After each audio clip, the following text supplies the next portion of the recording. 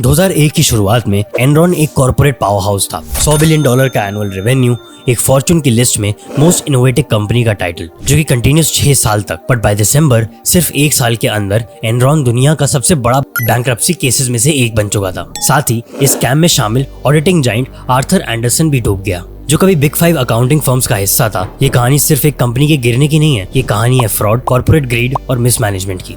तो चलिए चलते हैं 1985 के अमेरिका में, जहां से शुरू होती है एनरॉन की राइज और फिर एक हिस्टोरिकल फॉल। चैप्टर 1, एनरॉन की शुरुआत और सक्सेस की कहानी। एनरॉन का जन्म 1985 में हुआ, जब इंटरनॉर्थ और ह्यूस्टन नेचुरल गैस का मर्जर हुआ। केन ले बने कंपनी के सीईओ, एक एम्बिशियस और पॉलिटिकली कनेक्टेड लीडर, जिन्होंने डीरेगुलेशन वेव को अपने फेवर में यूज किया। जब 80s और 90s में एनर्जी मार्केट्स डीरेगुलेट होने लगे, तो ले ने अपॉर्चुनिटी देखी और अब पावर कंपनीज अपने कॉन्ट्रैक्ट्स फ्रीली नेगोशिएट कर सकती थी। कंपनी ने अपना एक ट्रेडिंग सब्सिडरी खोला, Enron capital and trade and resources, और यहाँ एंट्री होती है जेफरी स्किलिंग की। स्किलिंग विजनरी था, एग्रेसिव था और उनके पास एक नई आइडिया थी, mark to market accounting. Mark to market accounting का मतलब होता है फ्यूचर प्रोजेक्शंस के बेस पर आज के प्रॉफिट्स को दिखाना। मतलब अगर आपको लगता है अगले 10 साल में आपका प्लांट $100 मिलियन रेवेन्यू कमाएगा, तो आप उस पूरी अर्निंग को आज ही बुक्स में दिखा देते हो, इवन इफ पैसा आया ही ना हो। यह अकाउंटिंग टेक्निक ने एनरॉन को ओवरनाइट सुपरस्टार बना दिया। पेपर पर प्रॉफिट्स स्काईरॉकेट हो गए। 90s के एंड तक एनरॉन का शेयर $19 पर पहुंच गया था। कंपनी को फॉर्च्यून ने best company to work for का टैग दे दिया।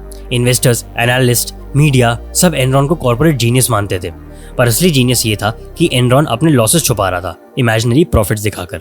Chapter 2, fake profits and real investments. Enron ने अपने प्रॉफिट्स को आर्टिफिशियली इन्फ्लेट करने का सिस्टम डेवलप कर लिया, और मार्क टू मार्केट अकाउंटिंग के साथ एक और ट्रिक, एसपीवीज यानी कि स्पेशल पर्पस व्हीकल्स। एसपीवीज को यूज करके एनरॉन ने अपने डेट्स को बैलेंस शीट से हटा दिया। एसपीवीज को फंड किया गया एनरॉन के खुद के शेयर्स से। मतलब अगर कंपनी फेल होती तो एसपीवी भी फेल होता। इन्वेस्टर्स के पास कुछ भी बचा ही नहीं। कंपनी ने ओवरसीज और डोमेस्टिक प्रोजेक्ट्स में एग्रेसिवली इन्वेस्ट किया, जिसमें इंग्लैंड के एक पावर प्लांट जैसे एसेट्स भी थे, जिनकी वैल्यूएशन काफी इन्फ्लेटेड थी। लॉसेस होते जा रहे थे, पर दिखाया गया कि फ्यूचर में ये एसेट्स प्रॉफिट जनरेट करेंगे।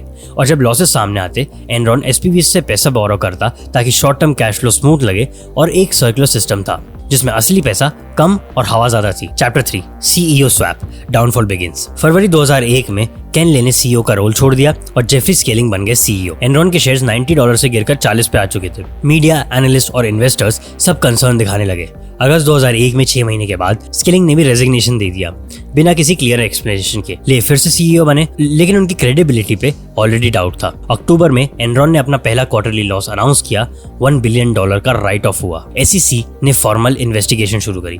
साथ ही कंपनी ने एडमिट किया कि 1997 से 2000 के बीच $591 मिलियन का प्रॉफिट ओवरस्टेट किया गया था। एम्प्लॉय के रिटायरमेंट प्लान्स, जिसे 401k कहते हैं, फ्रीज कर दिए गए फॉर 30 डेज। पर टॉप एग्जीक्यूटिव्स इंक्लूडिंग ले अपने शेयर्स बेच रहे थे क्वाइटली, मिलियंस की वैल्यूज में। Chapter 4, aftermath, jail, justice and collapse of giants. Enron का कोलैप्स सिर्फ एक कंपनी का नहीं था, ये कॉर्पोरेट अमेरिका का ट्रस्ट सिस्टम का कोलैप्स था। 20,000 से ज्यादा लोगों ने अपनी जॉब और रिटायरमेंट सेविंग्स को खो बैठे। शेयर होल्डर्स ने जेपी मॉर्गन, सिटी ग्रुप जैसे बैंक पर केस किया, जो एनरॉन के शेडी डील्स में इन्वॉल्व थे, और इसका रिजल्ट $7.2 बिलियन का सेटलमेंट मिला, जिसे 1.5 मिलियन विक्टिम्स में डिस्ट्रीब्यूट किया गया। 2006 में केन ले और स्किलिंग पर 39 चार्जेस लगे, फ्रॉड, कॉन्स्पिरेसी, इनसाइडर ट्रेडिंग। ले कोर्ट वर्डिक्ट के कुछ दिन बाद हार्ट अटैक से मर गए। स्किलिंग को 24 साल की सजा मिली, जिसमें से 12 साल उनने सर्व किया। ये स्कैंडल इतना बड़ा था कि यूएस सेनेट ने सार्बेन्स-ऑक्सली एक्ट पास किया ताकि ऐसे स्कैम्स फ्यूचर में ना हो। अब सीईओस को पर्सनली फाइनेंशियल स्टेटमेंट्स वेरीफाई करना होता है। एक्सटर्नल ऑडिटर्स के रोल और इंडिपेंडेंस पर भी स्ट्रिक्ट चेक किए गए। एनरॉन का कोलैप्स एक रिमाइंडर है कि अगर ग्रीड, डिसेप्शन और अनचेक्ड एम्बिशन का मिक्स हो, तो दुनिया का सबसे बड़ा बिजनेस भी 2 दिन में गिर सकता है। अकाउंटिंग टूल्स जिसे मार्केट टू मार्केट यूज किया गया, not to show reality but to manipulate it. SPVs जिनका यूज ट्रांसपेरेंसी के लिए होता है, उन्हें फ्रॉड कवर करने के लिए यूज किया गया।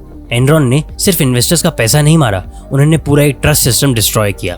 उनकी लेगेसी सिर्फ एक नाम नहीं है, एक कॉशनरी टेल बन चुकी है, जिसे MBA क्लासेस में पढ़ाया जाता है, और जहां एनरॉन स्टाइल अकाउंटिंग एक इंसल्ट बन चुकी है। आज हम भी पूछते हैं, क्या नेक्स्ट एनरॉन आ रहा है? क्या ऐसी और कंपनीज है जिनकी बुक्स सिर्फ हवा दिखाती हैं? सोचने वाली बात यह है, जब प्रॉफिट रियल ना हो तो कब तक हवा में एम्पायर खड़ा रहेगा?